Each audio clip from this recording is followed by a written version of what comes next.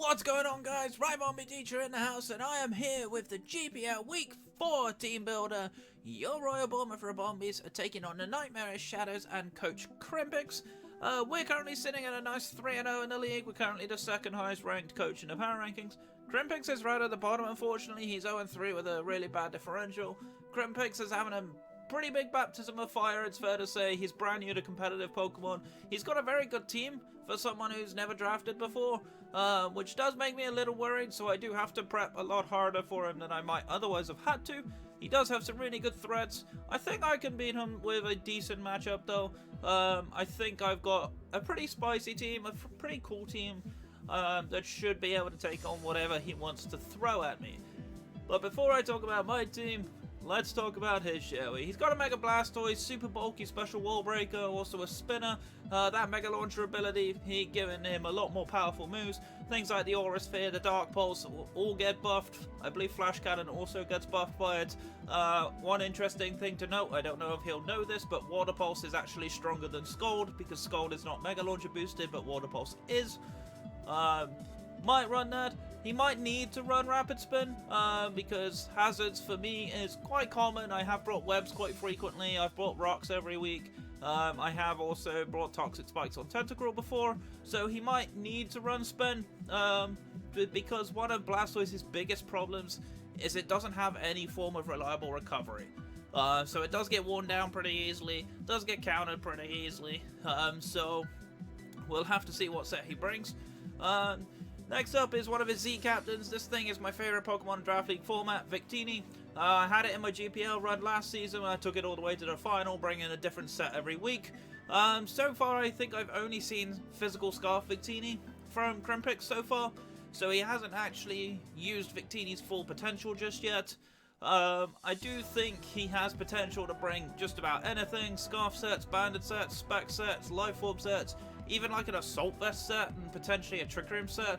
So many things Victini can do, it's a nightmare to prep for. I do have a countermeasure for whichever set he brings, but it does force a lot of prep, and that's why Victini is so difficult to play against. Next up is Salamence, typically known as a Dragon Dance sweeper. It has two abilities, Moxie, Intimidate. Typically, if you're running Sweeper, you run Moxie. If you're running a more bulkier set, you run Intimidate. It does have a hugely wide move pool though, so switching into it's not super easy. It can definitely pose me a few problems, but I've only seen Salamence twice, and both times it was a similar set, so we'll see if he can bring some diversity. Next up is a Pokemon he's not brought all season so far, and inexplicably to me, is Gardevoir. Gardevoir is super specially bulky. He really strong special attack stat, gets access to Calm Mind, could be a sweeper set, it's also a Trick Room setter, gets decent coverage options, things like Shadow Ball, Energy Ball, Thunderbolt. It also gets Focus Blast, even gets things like Speed Control like Icy Wind, if he's worried that I bring a fast team, and Ice is actually pretty strong against me, so it's not a bad option. Does also get an incredible pool of utility options, gets Wish, Trick Room as I mentioned, Will-O-Wisp, Substitute, it gets both screens, it also gets Heal Bell to be a cleric, it can on-call me into setup moves, gets Healing Wish, so knocks itself out and full heals somebody else, and it also gets Destiny Bond, which is kind of an interesting little tech, because he could potentially kill one of my mons with it. I wouldn't at all be surprised to see him bring it. One of Gardevoir's biggest problem against my team is he can't beat Cresselia or Florges 1v1 with it. Both can just Calm Mind set up in their face, in Gardevoir's face, and not really care. Next up is Forretress. I think it's a bad bring, but I wouldn't be surprised if he brought it. He's brought it every week so far. Very physically bulky, 140 base defense. The rest of it's stat pool, kind of trash. Decent pivot, gets rocks, gets spikes, gets toxic spikes, gets U-turn, gets volt switch, so it's a decent hazard setter and pivot. Does also remove hazards with rapid spin.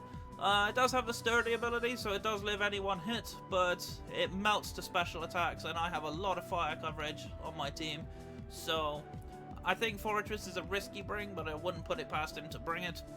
Next up is Snorlax. Snorlax super bulky on the special side especially. Decent physical attacker, typically known for a curse set. Gets some solid coverage moves, things like Earthquake, gets the elemental punches as well. I expect him, if he's going to bring Trick Room, to bring like a curse recycle set. So he could bring a 50% berry with a gluttony ability. That will allow him to curse up and Trick Room, make him super slow and hit incredibly hard and potentially break my team down. I do have ways to punish that though, so we will see. It's quite frail on the physical side if he's not running Curse, so we will see what he goes for. Next up is Rhyperia. I'm unsold on if Rhyperia comes, but it is another Z Captain for him. This is a Pokemon I've used before. I had it in my POL team. Really physically bulky and has a monstrous physical attack stat. Really excels in Trick Room, but Crimpix hasn't used Trick Room all season long yet, so he might bring it. Potentially he could. I do have things that actually hit him for super effective damage and quad effective damage. Something like Celebi can easily take on Rhyperia.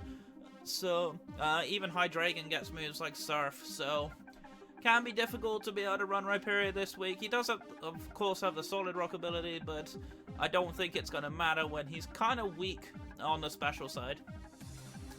Next up is Nidoqueen. Nidoqueen, I think, actually could come this week. Really decently well-rounded, bulkier Nidoking, of course, known for being more offensive.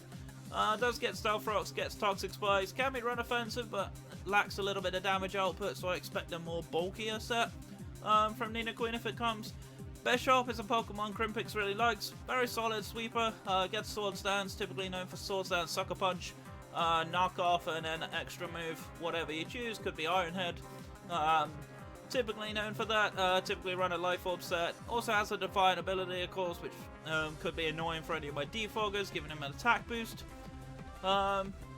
But it lacks a lot of defensively. I do have things like Infernape that has fighting priority, which would absolutely decimate Bishop, so we will see what he can offer against me. He also can't really hit Hydreigon all that hard, unless he has fighting coverage. Next up on his team is Luxray, decent physical attacker, typically known with Guts Flame Orb.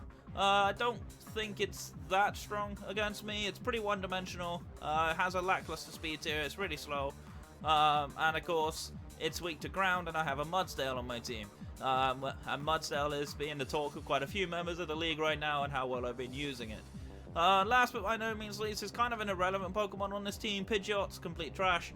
It has two good things. One is Defog, the other is 101 base speed. The rest of its stats suck. You can't even run it in a PU battle. It's completely outclassed even down in low tiers, let alone Draft League, so I don't think Pidgeot has any chance of coming. Okay, hazards removal. He has 4 Stealth Rockers in the form of Bishop, Forretress, Nidoqueen, and Rhyperia. He has Spikes in the form of Forretress, Toxic Spikes in the form of Nidoqueen and Forretress, no Sticky Webs, 2 Defoggers in Salamence and Pidgeot, and 2 Spinners in Blastoise and Forretress. And it's worth noting that he has a Cleric for toxic stuff in Heal Bell from Gardevoir. So that's his team. Let's talk about my team. So, first up this week, you might not be able to guess this from the stats actually, his new debutant to my team this week is going to be Bluebell the Florges, running fully physically defensive. This allows me to take a hit from the Bishop and potentially 2-shot with Hidden Power Fire. This is my switch into any special offense he brings.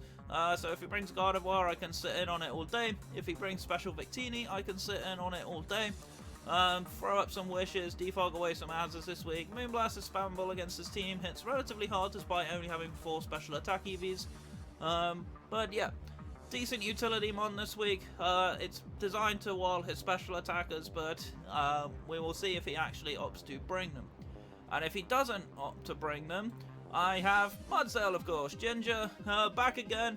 Such a good Pokemon in the last couple of weeks, I couldn't not bring it. This thing walls any physical offense he has. It walls the Victini if he's running physical. It can wall a physical Salamence pretty comfortably. Earthquake, of course, is relatively spammable against his team except for the Salamence. Stealth Rock, of course, for hazards. Low Kick's mostly there for the Snorlax. And Rock Slide's there for Salamence. This thing can take physical hits from just about anything. We're running a negative speed nature this week on the off chance that he does run Trick Room. This will allow me to underspeed the Snorlax, but I kept the 31 speed IVs on it for just the case of he doesn't bring Trick Room, so I want to outspeed Snorlax outside of Trick Room. So yeah, that's what we're running with there. Fully physically defensive, of course, as it allows me to take hits even better. Next up, we're bringing a punchy boy this week with Wukong the Infernape. We're running Choice Bandit Iron Fist with Fire Punch, Mach Punch, Thunder Punch, Earthquake. Fire Punch hits a lot of his team, one-shots the Fortress if it's not obviously got its sturdy broken, one-shots the Bishop. Mach Punch is there mostly for Bishop and Snorlax. Thunder Punch catches the Blastoise on the switch-in. It can also catch the Pidgeot, but I don't expect Pidgeot to come. And Earthquake's pretty spammable against his team. It hits the Victini pretty hard especially, hits the Rhyperior, hits the Nidoqueen, hits the Bishop, hits the Luxray, all of which I think have potential to come. It's anyone's guess what he opts to bring. Next up on the team is going to be one that hasn't been here for a while. It's going to be Celebi. It's actually going to be not shiny this week because I'm running Nasty Plot, which was only available from a Japanese event in 2010. But yeah, running Groundium Z this week. At +2, Celebi goes in against his team. +2 Giga Drain one-shots the Mega Blastoise. Earth Power kills the Victini. The only thing this thing doesn't super beat is the Salamence. But +2 Shadow Ball actually puts in a lot of work against his team. So yeah, I think this set's going to be pretty interesting. I don't know how this is going to work, but this is going to be my main end game to try and sweep his team with it at the end. If I can get rid of things like the Victini, this thing guaranteed goes in. As it's speed ties with Victini unless it's scarfed, I do need to be careful about that, but I can potentially catch the Victini with a Shadow Ball switch-in. Next up on the team is a risky bring this week. I was considering dropping it, but we are bringing Trivern the Hydreigon this week. Running a Scarf set this week. This outspeeds Scarf Gardevoir and 2 shots with Flash Cannon. Flamethrower's there for Bishop mostly. He also there for Fortress as it one-shots it. Earth Power is there for the rest of his team, and you turn to pivot out in case he brings in a matchup that I don't like. Pretty standard Scarf Hydreigon, nothing particularly complicated about that. Interestingly, we're not actually running Stab on it this week. I was thinking about Dark Pulse for Victini, but Earth Power hits it just as hard. And Earth Power actually hits more of his team, so I opted to run Earth Power over that. And last but by no means least is our current kill leader, is Pteranodon, of course, the Mega Aerodactyl. This thing's gonna be my breaker, essentially, this week. Running enough speed to outspeed a Choice Scarf Gardevoir. Unfortunately, I can't outspeed Scarf Victini or Scarf Salamence. I don't quite have enough base speed to be able to do it. But running enough speed to outspeed his next fastest mon, which would be Scarf Gardevoir. Earthquake, of course, hits most of his team. Stone Edge hits what Earthquake doesn't. Thunderfang hits pretty hard, especially on the Mega Blastoise. And Iron Head's mostly there for Gardevoir. But yeah, that's going to be the team this week. Gonna be a nice hard-hitting team. Hopefully we can put it to good use this week. Crimpix is gonna be an interesting opponent, not one I'm ever gonna write off despite being the current lowest ranked player. You never quite know what new players are gonna bring. They can always be very unpredictable. So yeah, that's gonna be our team builder for this week. My name is Rabombi Teacher. I'm your coach of the Royal Bournemouth Rabombis. Stay safe, stay awesome, and I will see you guys next time. Take care.